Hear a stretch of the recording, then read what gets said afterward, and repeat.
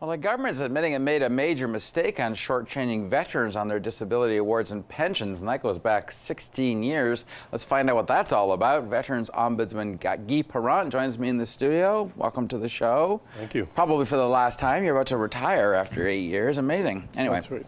What's this accounting error? Tell us about that. Well, we came about that since 2016, and they announced the budget there. The government announced that they were going to go ahead with one of our recommendations and change the basic award, increase it to what the court was giving. So involved in the calculations to make sure that they were fair, that the Department of Veterans Affairs Canada was doing correctly. My team looked at it and found that over the years there was an error that was committed when they were looking at the indexation of payments. And of course, indexation for people that have just a small benefit from Veterans Affairs Canada, fixed income.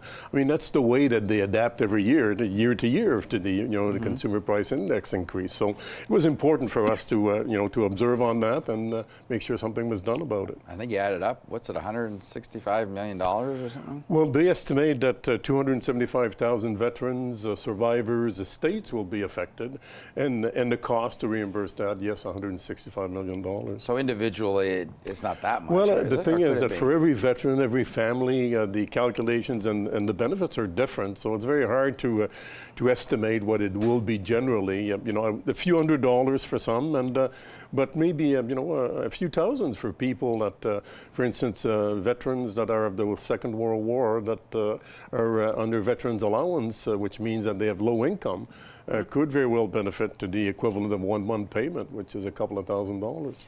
There's a lot of problems in Veterans Affairs. It spans not just the Liberals or the Conservatives. It goes back along further.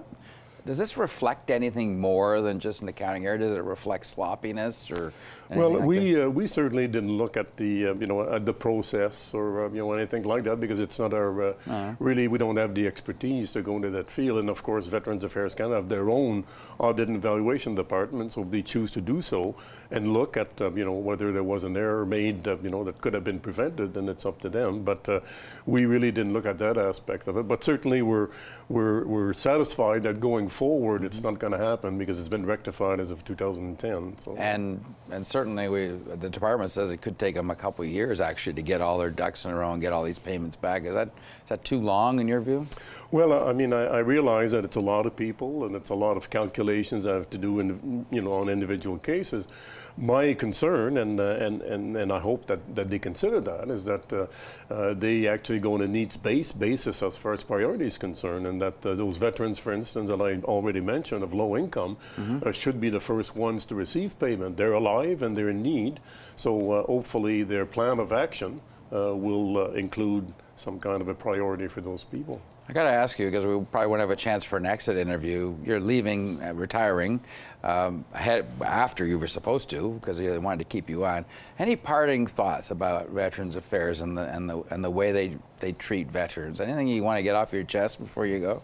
Well, I think not much has changed since I started 8 years ago. That's kind of sad, isn't it? Right on its own. But 8 years ago, one of the biggest things was communications, and it still is. Unfortunately, after that many years, successive governments, communications is a big challenge, and some veterans and their families don't even know that the benefits exist, or they would be entitled to, or if they know, the complexity of accessing these benefits is still very, So there's been progress made. I mean, we produced a report card a few months back that indicated 72% of our recommendations have been implemented partially or totally. That's pretty good, yeah. So there's movement forward. However, there's still a lot of work to be done. All right. Well, again, congratulations on your well-deserved retirement and for doing a great job as the Ombudsman. Appreciate that. Thank you. All right.